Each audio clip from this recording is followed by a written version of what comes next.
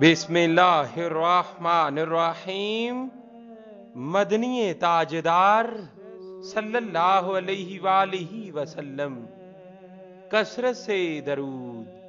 حضرت عمر بن خطاب رضی اللہ تعالی عنہ سے روایت ہے کہ رسول کریم صلی اللہ علیہ وآلہ وسلم نے فرمایا، مجھ پر روشن رات اور روشن دن میں کثرت سے درود پڑھا کریں، اس لیے کہ تمہارا درود مجھے پیش کیا جاتا ہے اور میں تمہارے لیے دعا اور استغفار کرتا ہوں۔ صلی اللہ